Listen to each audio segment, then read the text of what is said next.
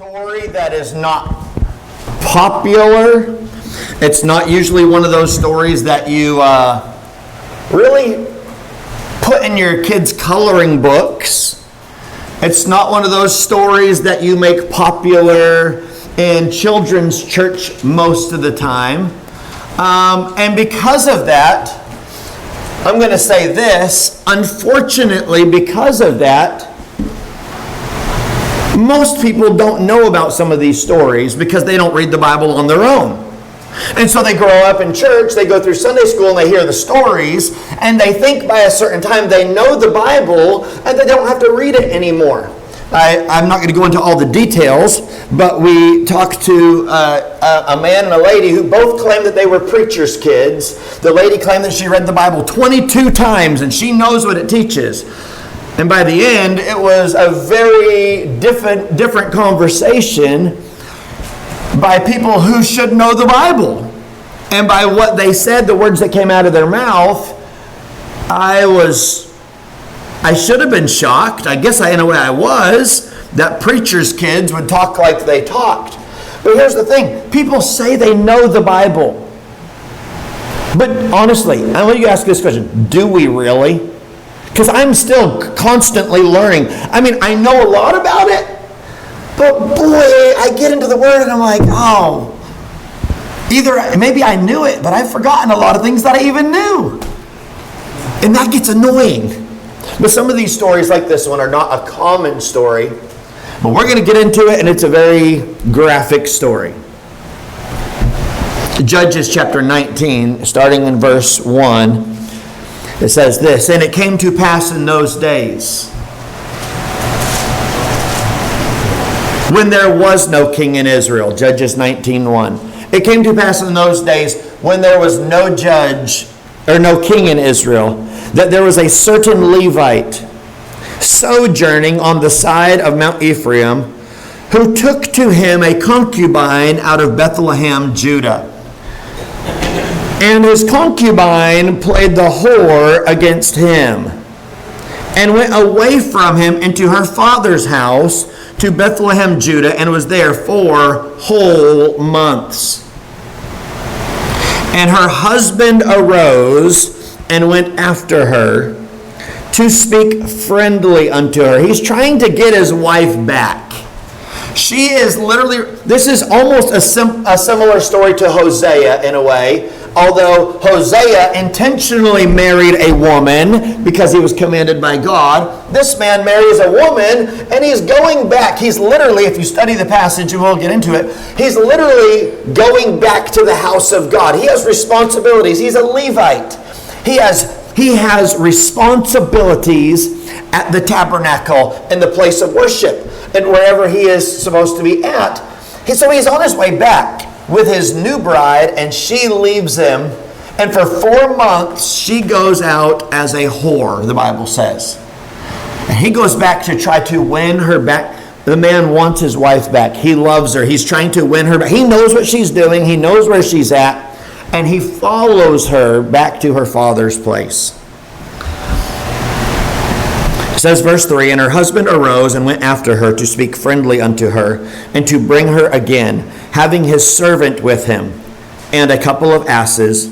And she brought him into her father's house. And when the father of the damsel saw him, he rejoiced to meet him. You get to meet the new son-in-law. My son-in-law is a preacher. This is exciting. I get to meet the new preacher in the family. This looks like a family reunion. It's a wonderful time. Verse 4, and his father-in-law, the damsel's father, retained him.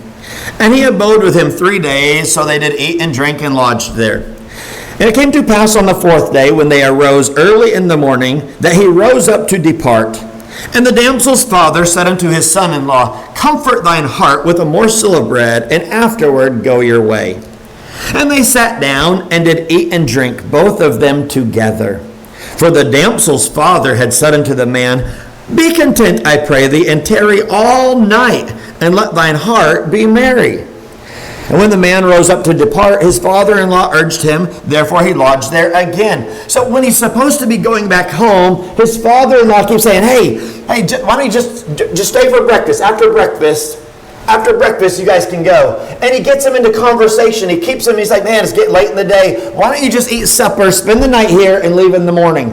And he's doing this for a day after day. He's literally keeping this son-in-law there. Listen, how many of you ever been around somebody like that you go to visit them and it's like they almost don't let you leave, and you're like, I've got to go now. I've got to leave, and they just keep. You ever been around someone like that? I tell my children all the time, listen to adults talk. I tell my children, most adults are actually liars. Listen to them. They'll stand there and say, man, I'm in a hurry, I have to leave. And then they will stand there and keep talking to you for 30 minutes. And I said, when they say I have to go, don't join in the conversation anymore. Don't tell a story. Don't add to the conversation. Let them, if they're going to do the talking, let them do all the talking. But they said they had to go. You don't want to be the one to hold them up. There's no wisdom in trying to hold someone up who says, I have to go. And I said, and then after that, count how many times they say I have to go. I've heard my kids and I have sat and counted. There's sometimes people say, oh, I got to go, I'll see you later. 22 times I think is the most so far. We're like, wow, they're doing good. They got it to 22. How many times do you tell somebody I'll see you later, I have to go? I've got things to do, I've got to go. Well, this father-in-law is like, son, I'm glad to have you around. Why don't you just stay for breakfast? Just stay for lunch, spend the night, you can go tomorrow. And he keeps doing this, and here's where the son-in-law makes a decision that I'm not going to say was a foolish decision. He finally decides, I have to do what I have to do. You're not holding me back.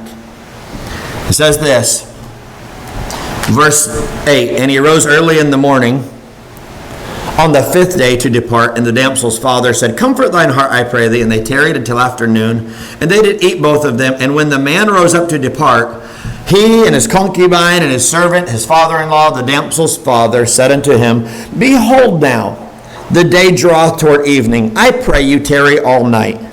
Behold, the day groweth to an end. Lodge here, that thine heart may be merry, and tomorrow get you early on your way, and thou mayest go home. Hey, stick around another night. Verse 10, but the man would not.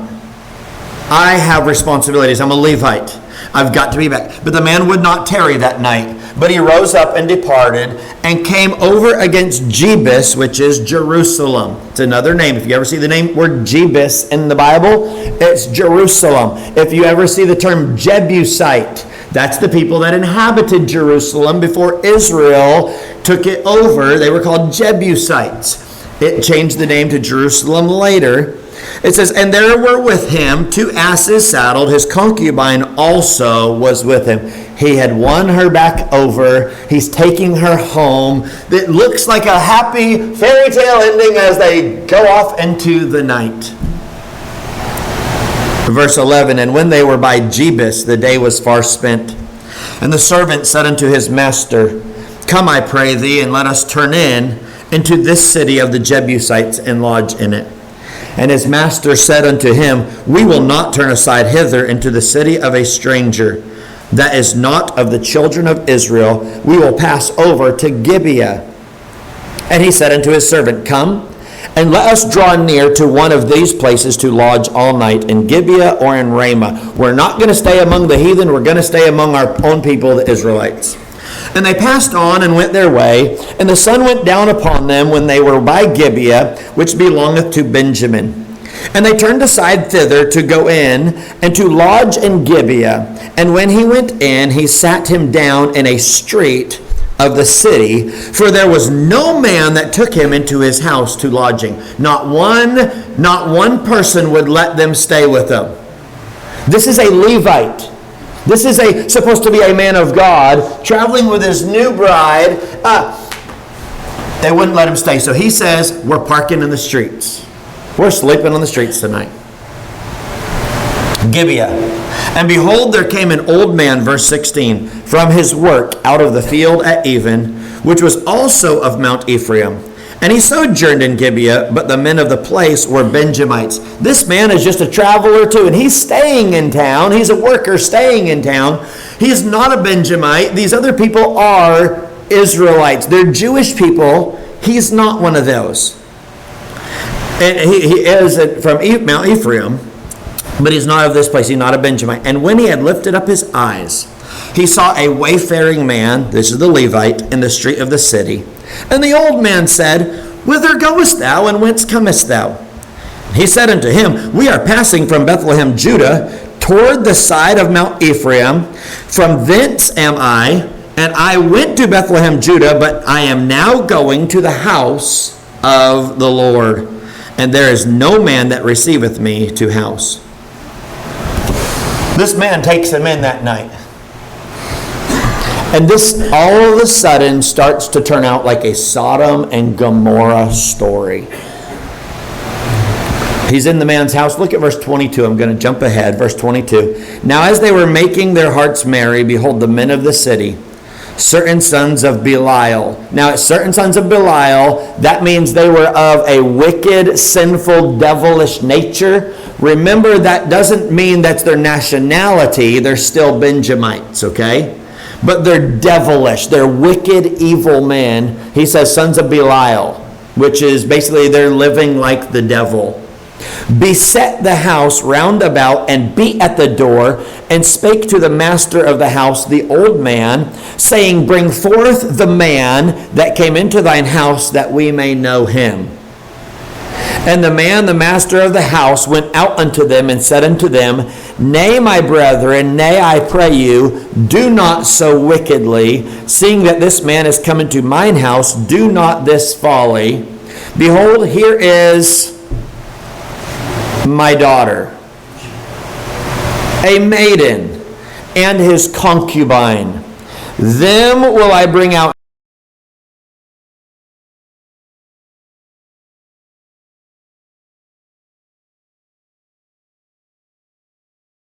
them all night long. Whatever you want, have your way.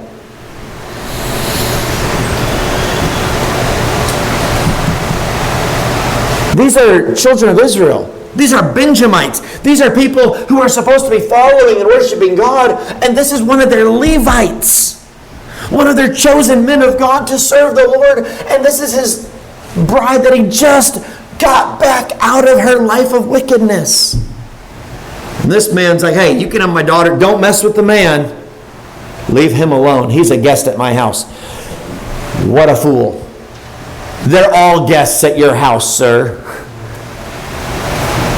And it says this. Verse 25, But the men would not hearken to him. So the man took his concubine and brought her forth unto them. And they knew her and abused her all the night until the morning.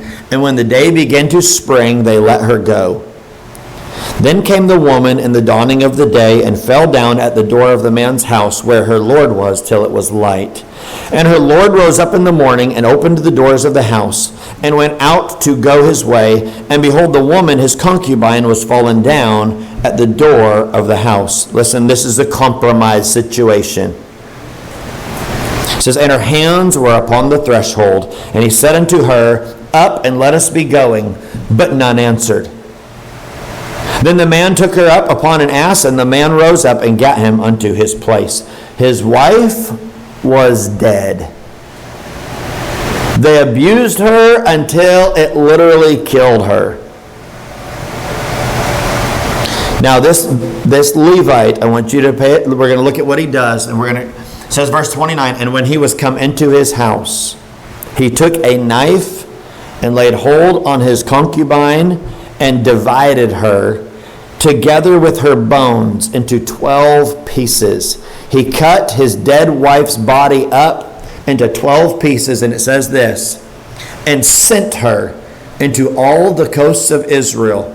And it was so that all that saw it said, There was no such deed done, nor seen from the day that the children of Israel came up out of the land of Egypt unto this day.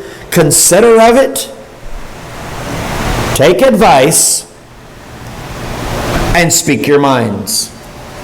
He said, think about what just took place. He says, consider it, take advice, and speak your minds. This is not a story that you usually hear.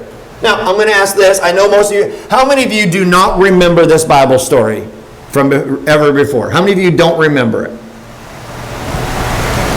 This is one of those stories that you don't tell children usually. You don't put them in a coloring book. Hey, you want to build a coloring picture of a man cutting up his wife into 12 pieces? You don't do that because there's nothing that is even beautiful about this very scenario. It's vile, it's evil, it's wicked. It's a state of foolish compromise. When a man says this, I want to save my own life, here is my wife. Listen, so often in this world, we get to a point where we start to fear what may come, and because of that, we start compromising in foolish ways that we should never compromise in. We are in a world of fake and facade. How often do we take a house that is deteriorating, falling apart, rotting, and all we do is we fill it with foam and we fill it with caulk, and we just pack everything. We don't fix the problem, we just compromise and pack it, knowing that the problem is still there. When my house was up for sale down there in Oklahoma years ago, the inspector had to come through, and down there I think they were requiring termite inspections. I can't remember if they required it or not, but termites are so bad down there. So the termite inspector came and said this about the house.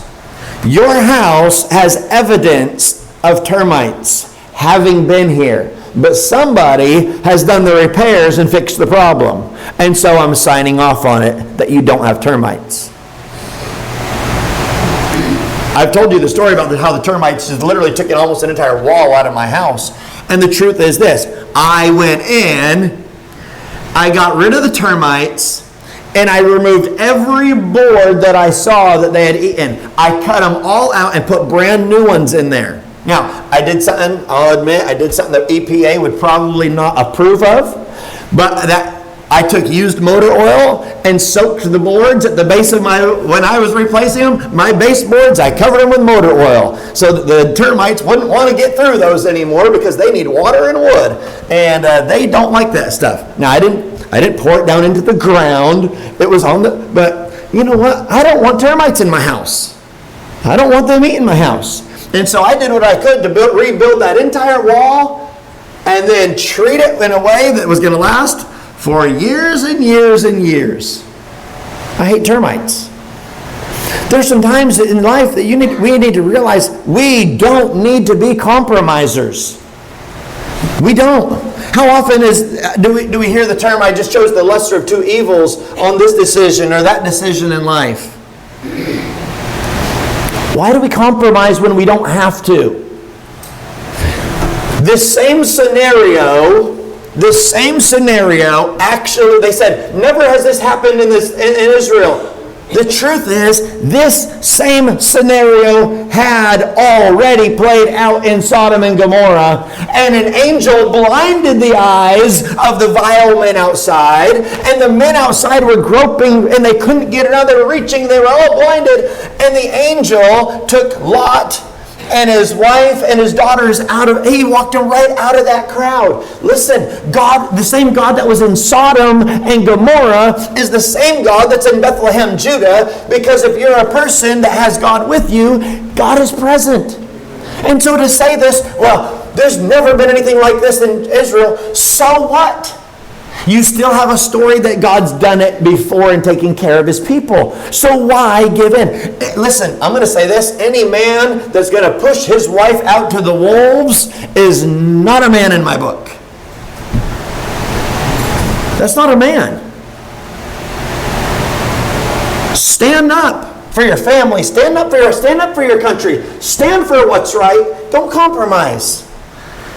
Don't throw your wife and kids out to the world and let them they were going to kill me. Well, over my dead body, it ought to be. I'm going to stand for right, and you're going to have to go through me to get to my children and wife. I'm not going to shove them out the door and shut the door behind them and say, have your way with them. This man had a moment of major compromise. Look at chapter 20 now. Look at chapter 20. He tells us in chapter 20, verse 4, he is literally telling Israel what took place in verse 4. And the Levite, the husband of the woman that was slain, answered and said, I came into Gibeah that belongeth to Benjamin, I and my concubine to lodge.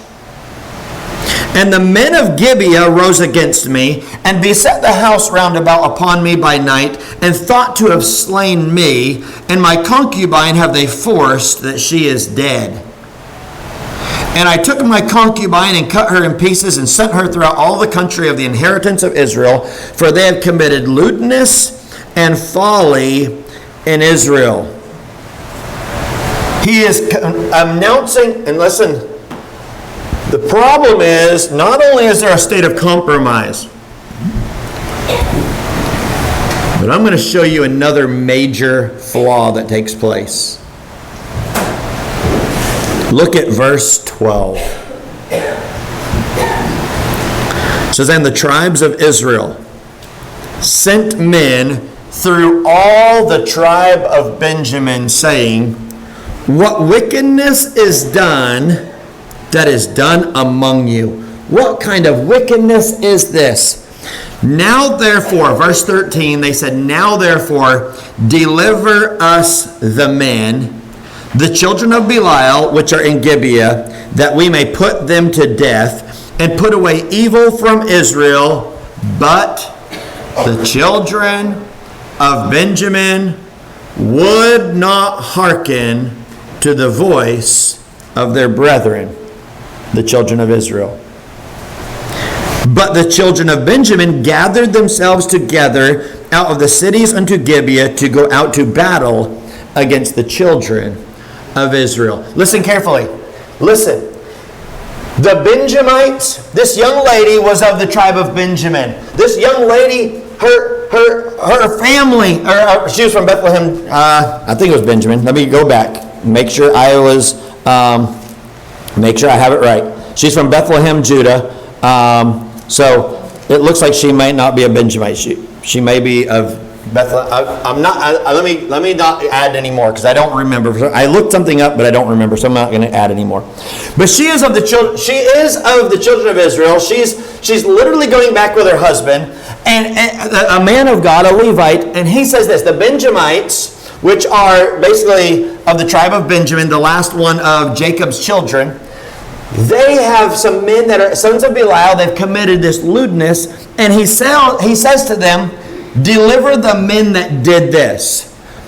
Put them on trial for doing what they did. And the Benjamites make a statement, no.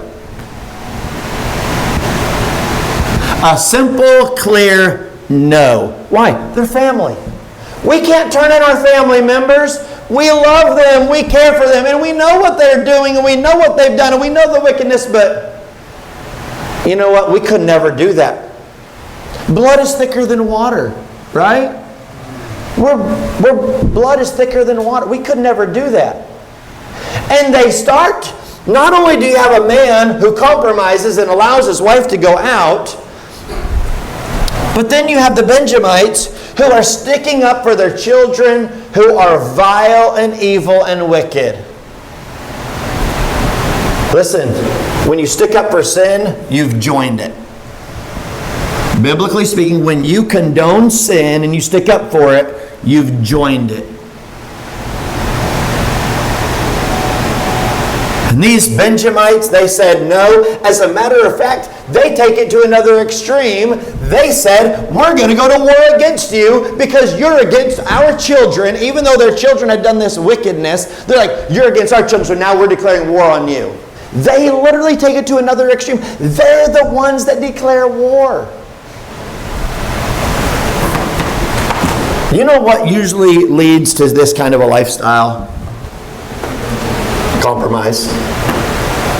You see, once you start giving into the world, guess what they want? They want more.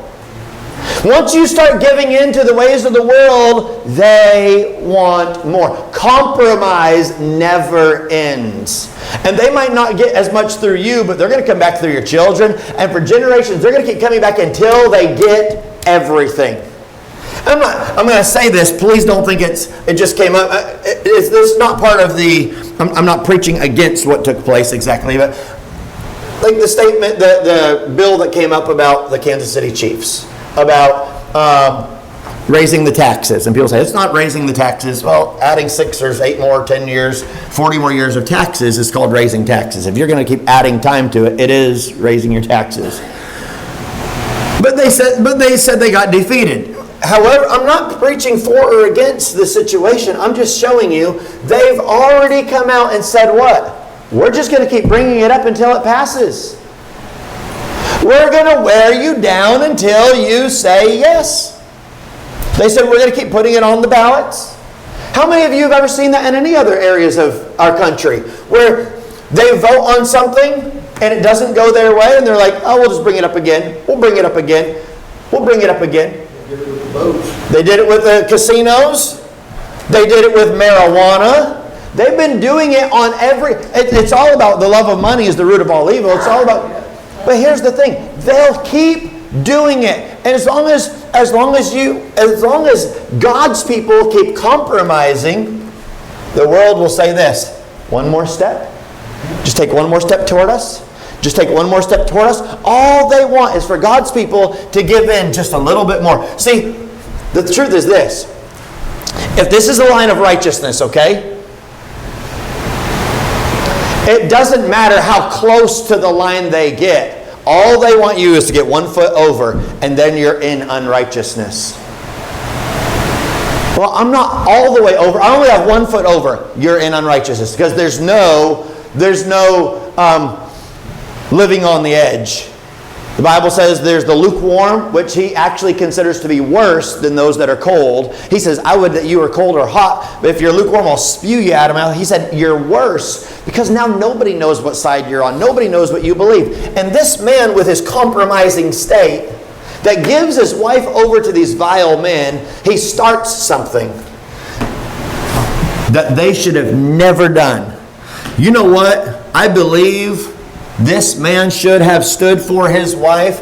And listen, personal opinion, if that other guy tried shoving his wife out the door, I think that guy's life should have been taken first. You don't mess with my wife, buddy. You don't give up your daughter, but you ain't touching my wife. She's not going out there to those animals. I'm not letting that happen. But he gives in and he lets his own wife go out. And then this all takes place.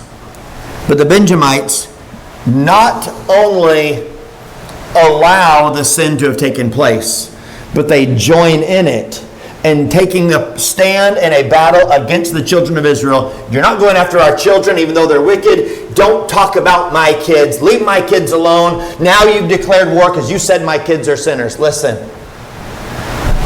At one time, you and I should if you're a believer, you should have been able to look in a mirror and say, I'm a sinner. Regardless of what my mommy and daddy think of me, even if they think I'm their sweet little kid, I'm a sinner. And the truth is this, every one of our children are sinners. Every one of them. We're born sinners. But we don't stick up for their sin while they're in sin. But a lot of times, parents will stick up for their kids in sin, and I'll tell you the reason why. It's because we've compromised too many times, and now, because of a state of compromise, we start sticking up for them because, well, I did that too when I was younger. I have this on my record and they know it, so I can't speak against this. I've said some things to them before that were wrong, and so to come back and say I was wrong, well, they'll just use it against me, so I just can't say it. We're not talking about being mean or hateful. We're not. We're not talking about going out there and just and living in condemnation, jumping all over them. We're not talking about that. But we're talking because we've compromised many times. Then when the other side starts the fight, now I want you to look at a couple things. I'm going to show you a few verses really quickly. I want you to look at verse 18. Pay close attention. So often when things get so bad, when the world starts going terrible, listen, many times we go to God and in prayer, listen carefully, I believe many times we go to God and in prayer, we try to lead God through our prayers. And look at verse 18. And the children of Israel arose and went up to the house of God and asked counsel of God and said, which of us shall go up first to the battle against the children of Benjamin? Who should go first?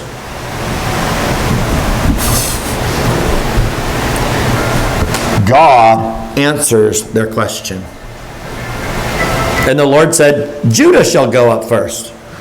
What was the question? Who's going first to battle? The question should be, should we go to battle, Lord? Should we? But it's, Lord, who's going first? The Benjaminites are out to get us. Who should we send first? God said, Judah, send them first. Verse 19, and the children of Israel rose up in the morning and encamped against Gibeah, and the men of Israel went out to battle against Benjamin, and the men of Israel put themselves in array to fight against them at Gibeah.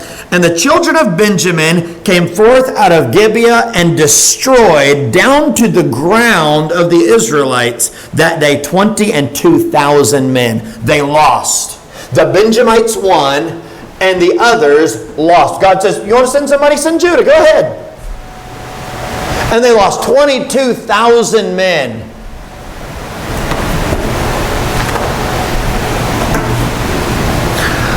I believe if we get to a state of compromise, listen carefully, and I'm saying this, as believers, I believe if we get to a state of compromise, we get to a state of condoning, to where when we start condoning sin and sticking up for sinners in sin, because they're family or because they're whatever, they're like us, then we get to a point where when we finally decide to go to God, we start asking the wrong questions. And we start asking God, hey, Lord, should I do this? I've mentioned it before. There's people that I've talked to that actually walked away from the house of God, the things of God, and they literally changed some of their ways in life. And they told me this: I asked God if it was a sin or not to do what I did. This is what they said. I decided I was going to do it, and I said to God, if it's a sin, stop me. And He hasn't stopped me for a year. It must not be a sin.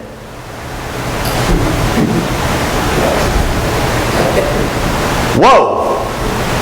Maybe it's because He's merciful? Because you defied Him to His face? And He's like, I'm going to give you another year of mercy. Or maybe you're not even His. Coming in at Him with that attitude, maybe you're not even His. Here's the thing. I believe many times when we start getting and condoning sin, we start going to God with the wrong prayers. We start saying the wrong things to God. Our prayers become vain. We start praying according to our own desires, our own lustful, fleshful desires, our own sin. We start praying according to our own sin nature. Lord, who's going to go first? He says, send Judah. 22,000 men dead because of one lady. And the 22,000 were on the side that was supposed to be in the right. Look at the next one, verse 23. And the children of Israel went up and wept before the Lord until even, and asked counsel of the Lord, saying, shall I go up again to battle against the children of Benjamin, my brother? And the Lord said, go up against him. Should I go up against him again? God said, go. I believe God knew where their hearts were. He knew how wicked Israel was, and He says, go. How often does God give in to people's ways?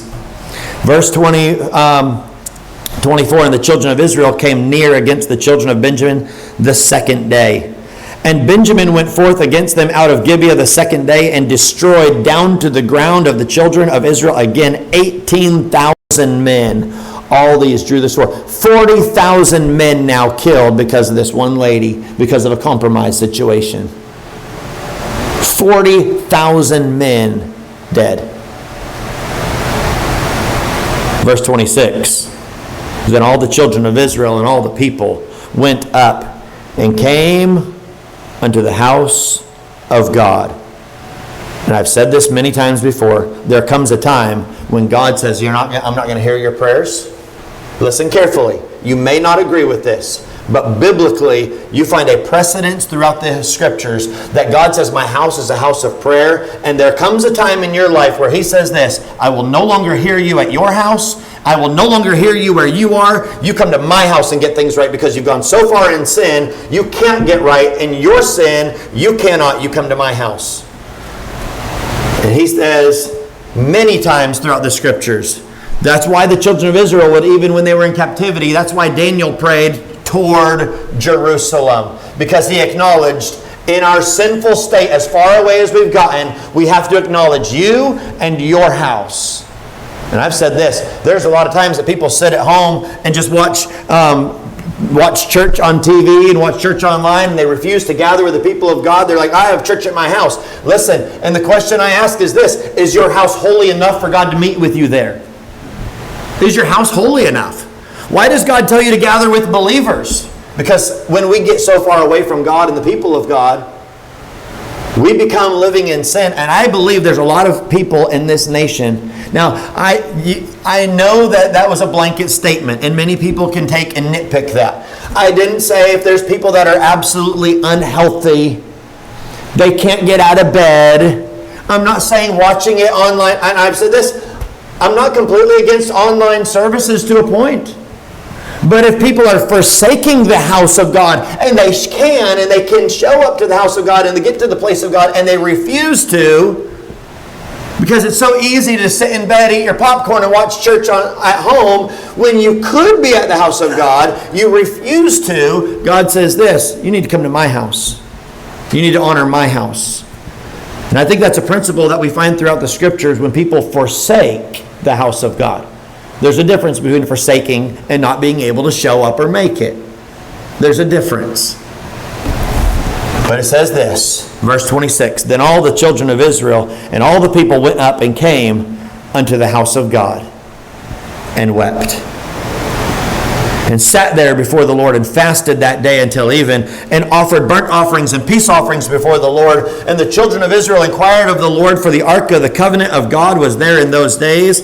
And Phinehas the son of Eleazar, the son of Aaron, stood before it in those days, saying, shall I yet again go out to battle against the children of Benjamin my brother, or shall I cease? And the Lord said, go up, for tomorrow I will deliver them into thine hand. Listen, I believe that if you and I take inventory of our life in many areas, truth is this, I believe that as Christians in this nation, I believe we've compromised in the area of education. I believe we've given into the world to allow them, for the sake of teaching our math and English and science, and for the sake of them teaching English, we allow them to teach other things included because, well, they have the best teachers. They're college graduates, and they can teach math and English, and they're really good at it.